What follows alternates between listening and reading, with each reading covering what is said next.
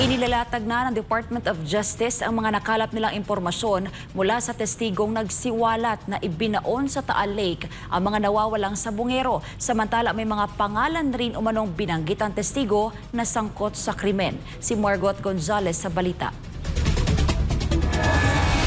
Kilala na at nakausap na mismo ni Justice Secretary Jesus Crispin Remulla ang lumantad na testigo kaugnay ng kaso ng mga nawawalang sabungero. Sa kanyang salaysay, sa mismong Taal Lake umano ibinaon ang mga biktima at para sa kanya, imposibleng may buhay pa sa kanila.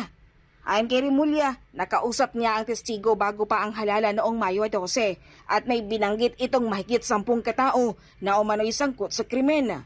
Ang testigo si Alice Totoy ay isa sa mga akusado sa pagdukot sa mga sabungero. Pero ilang personality siyang nabanggit dun sa mga pangalan? Marami. Yung mga pumapatay, yung mga dumudukot, basta marami silang binanggit. Basta ang sinasabi niya, mahigit 100 yan, ang biktima.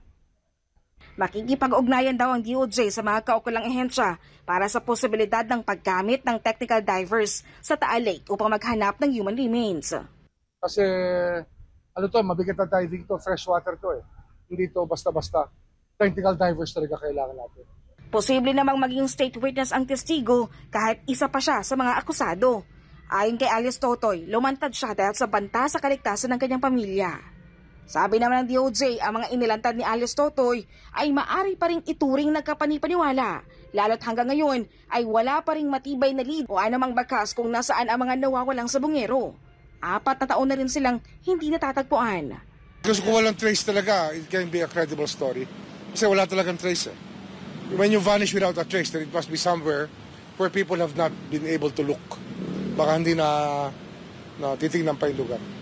Para sa Diyos at Pilipinas Kumahal, Margot Gonzalez, SMNI News.